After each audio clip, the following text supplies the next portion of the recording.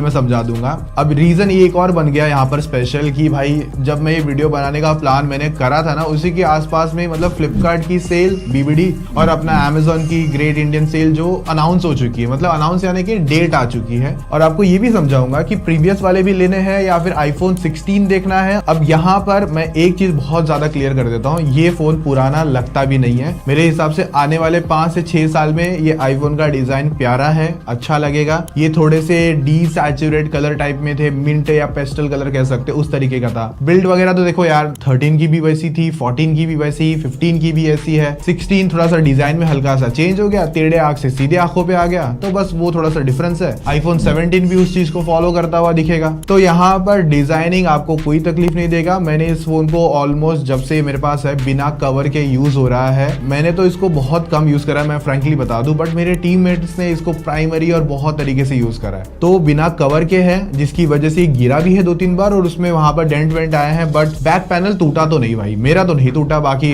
जिसका नसीब खराब वो उसमें फिर मैं कुछ बोल नहीं सकता। बाकी मैंने इसमें फ्रंट में टेम्पर्ड लगा के रखा है, तो ये बात ध्यान रखना, बिना टेम्पर्ड के मतलब स्क्रैचेस वगैरह आराम से पकड़ेगा। और देखो जब फोन पहले दिन खरीद के लाओगे तो शोबाजी में बिना टेम्पर्ड के फोन यूज मत करना, ना करने देना। टेम्पर्ड पहले या स्क्रैच गार्ड पहले कुछ ना कुछ लगा लेना, क्योंकि रखते ही स्क्रैच मार देगा। इस तरीके का ग्लास बेसिकली आता है, तो टेम्पर्ड स्क्रैच गार्ड कुछ लगा लेना। और ये भी नहीं कि 2000 वाला जो शॉप पे बोलते हैं ना कि 2000 वाला कॉम्बो ले लो नॉल वगैरह, नहीं, 100 वाला भी सेम काम करता है। 100 वाला भी टूटेगा, 2000 वाला भी टूटता है। मेरा खुद का है, यहीं कहीं फोन पड़े 16 प्रो मैक्स, तो भी टूटा, 100 वाला भी टूटा, तो ध्यान रखना।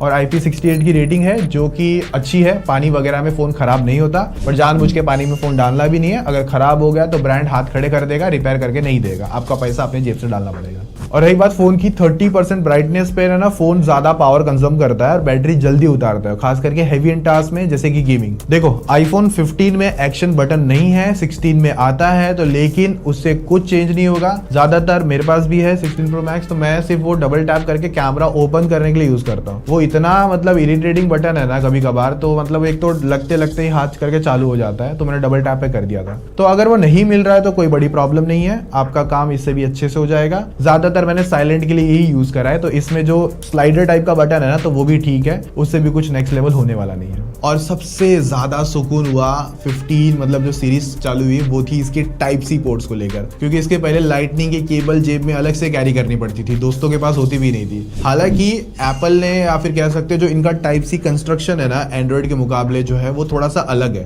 तो वहां पे ज्यादा लोग यही रेकमेंड करते हैं कि एप्पल की टाइप सी लगाओ, क्योंकि देखो एप्पल सीधे चीजों पे तो नहीं टिकेगा, कुछ ना कुछ उल्टा करेगा ही। नॉर्मल टाइप सी ना देने से उसने अंदर में जो कंस्ट्रक्शन पिंस का है ना वो अलग कर दिया, तो लॉन्ग टाइम सिनेरियो में इश्यूज आ सकते हैं। हालांकि हमने आज तक इसकी एप्पल कभी लगाई भी नहीं रही, जो रैंडम मिली वो लगा दी। मैं यही रेकमेंड करूंगा कि आप एप्पल वाली ही टाइप सी यूज करो।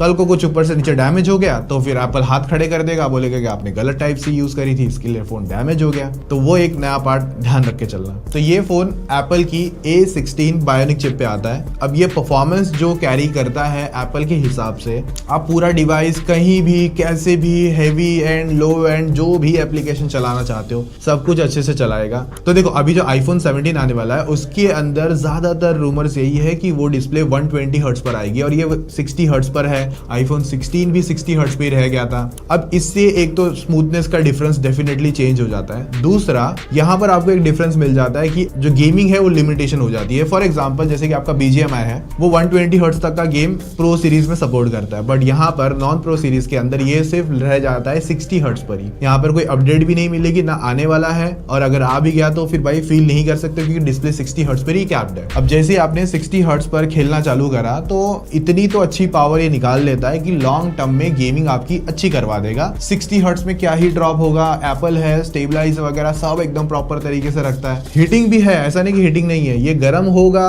तो इसकी डिस्प्ले ब्राइटनेस ड्रॉप करता है, बट FPS को मेंटेन करता है, वो बड़ी बात नहीं है, वो तो चलो कॉमन बात है, वो 16 प्रो मैक्स तक के डिवाइस में भी होता है। तो बस यही एक सबसे बड़ा ड्रॉबैक होगा अगर आप सीरियस गेमर हो या फिर आप 120 तक का एक्सपीरियंस लेना चाहते हो। आईफोन 16 से पहले जितने भी फोन है सब पे ही 60 हर्ट्ज कैप्ड है, तो वो आपको लिमिटेशन मिलेगा। 120 हर्ट्ज में वो चीज का लिमिटेशन नहीं होगा। इतने गेमर तगड़े नहीं हो, ज्यादा नहीं खेलते, कभी कभार टाइम पास के लिए खेल रहे हो, और हेवी गेमर भी हो, 60 हर्ट्ज खेलते हो, साथ में बहुत सारे जो स्क्रीन्स वगैरह खेलते हैं या अच्छे लेवल पे खेलते हैं, तो वो लोग को स्क्रीन रिकॉर्डिंग रिक्वायर्ड होती है, तो यहाँ पर आप अपना खेलो, साथ में स्क्रीन रिकॉर्डिंग 60 हर्ट्ज, शूट आराम से कर सकते हो। और देखो जो BGMI में 6 घंटे का लिमिट मिलता है, तो जरूरी नहीं है फोन पूरा 6 घंटा चला देगा, डिपेंड करेगा। आप स्मूथ पे 60 खेलते हो तो ये ज्यादा से ज्यादा मतलब गेम प्ले ना 1 घंटे का गेम प्ले पकड़ लो, वो अराउंड 20 से 22% की बैटरी ड्रॉप करता है विदाउट स्क्रीन रिकॉर्डिंग। 4 घंटा आराम से खेल सकते हो, इतना समझ के चल लो। अभी देखो जिस प्राइसिंग पर ये समवेयर मिलता है ना, इसी के आसपास में एंड्रॉइड का one of the best killer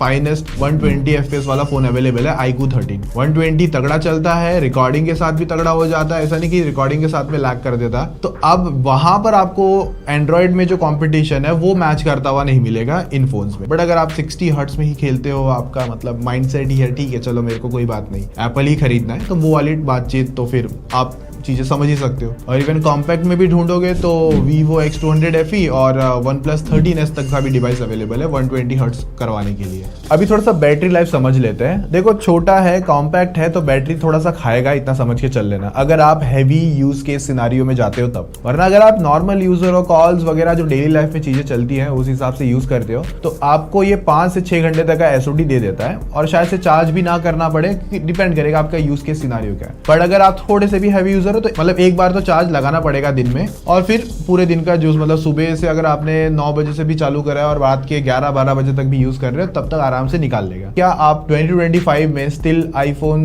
15 plus 16 plus की जो सीरीज है वो कंसिडर करना चाहते हो क्या? और अगर चाहते हो तो मुझे बताओ, तो मैं आपके कमेंट रीड करके मैं वीडियो भी रेडी कर दूंगा उसके हिसाब से भी। पर आने वाले टाइम पे वो सीरीज देखने मिलने वाली नहीं है, तो क्या आपका थॉट प्रोसेस रहेगा उसको लेकर? और देखो चार्जर इसका वैसे ही स्लो आता है, 20 वॉट समवेयर सपोर्ट करता है, मैगसेफ भी सपोर्ट करता है, बट वो एडिशनल एसेसरीज है। और देखो मेरा जो ये डिवाइस है 15, इसकी बैटरी हेल्थ अभी आ चुकी है 91% पर, तो एज ऑफ नाउ तो अच्छा चल रहा है, ऐसा नहीं कि एकदम से बैटरी ड्रेन एंड ऑल वगैरह पे हो डाउन कर रहा है। और बहुत ज्यादा जो लोगों को लगेगा कि AI में हम पीछे हो जाएंगे, तो नहीं भाई आप पीछे नहीं होने वाले हो। ऐसी कोई ऐसा इंटरेस्टिंग AI तो ऐसे iPhone 15 पे मिलेगा भी नहीं, वो 16 सीरीज से स्टार्ट हुआ था, लेकिन उसका रेप्लिका आपको बहुत अच्छे से मिल जाएगा। जैसे AI इरेजर आता है इनका, जो भी उसको नाम दिया इन्होंने एप्पल का, तो उसमें आप गूगल फोटोज यूज कर लो, वहां पर वो इरेजर काम करता हुआ दिख जाएगा, और बेटर काम करता है थोड़ा सा। तो जो विजुअल इंटेलिजेंस है वो उसका भी रेप्लिका आपको मिल जाएगा, गूगल जेमिनी वो यूज कर लेना। और बाकी जो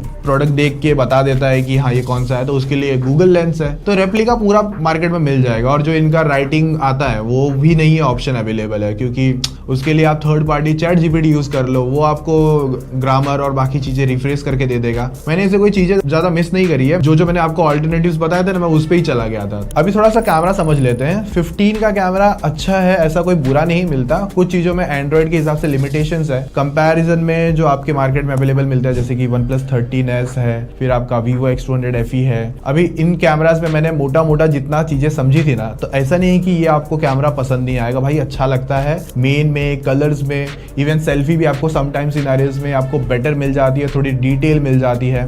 तो कैमरा ऐसा कोई दिक्कत नहीं है, कुछ सिनेरियो में चीजों को आपको लैकीनेस देखने मिल सकती है, जो कि ठीक है कंसिडर है, सब में सब कुछ अवेलेबल नहीं होता, सब चीजें परफेक्ट नहीं हो सकती। बट ऐसा है कि 15 का कैमरा फोटोज में आप यूज कर सकते हो, पोर्ट्रेट भी आपको अच्छा लगेगा। दूसरा रही बात वीडियोस में, भाई कोई कंपटीशन ही नहीं है आसपास में। अगर मैं 1 लाख तक के कोई भी एंड्रॉइड को भी लेकर आ जाऊंगा ना, तो भी स्टिल iPhone 15 का वीडियो कैमरा आपको अच्छा लगेगा। इवन अगर आप ब्लॉगिंग और अगर वीडियो कंटेंट क्रिएशन वगैरह भी करते हो, तो भी कोई दिक्कत नहीं है, आराम से कंटेंट बना सकते हो उनसे सभी में। इवन 14 में भी बेटर है। हाँ थोड़ी लो लाइट फोटोज और कभी कभार कुछ सेल्फी लो लाइट होती है ना, तो वहां पे थोड़ा सा आपको डाउनग्रेड फील करवा सकता है, पर दिक्कत नहीं है, लेने लायक है। अब देखो iOS अभी तो इसके अंदर चल रहा है iOS 18 जो इनका है, बाकी अभी इन्होंने पूरा चेंज कर दिया, ट्रांसपेरेंट डिजाइन आने वाला है अभी आने वाले टाइम पे। 9 तारीख के बाद या 19 तारीख के बाद सभी में अपडेट रोल आउट चालू हो जाएगी। ग्लास ट्रांसपेरेंट डिजाइन है ना, iOS ने काफी ज्यादा अच्छा एनिमेशन इंप्रूव करा है, काफी न्यू चीजें वहां पर लेकर आए हैं, और ग्लास का जो ट्रांसपेरेंट इफेक्ट है वो बहुत नेक्स्ट लेवल है। सो ये जो अपडेट है उसके अंदर मिल जाएगी, तो वहां पर भी आपका फोन ऑलमोस्ट नया लगेगा।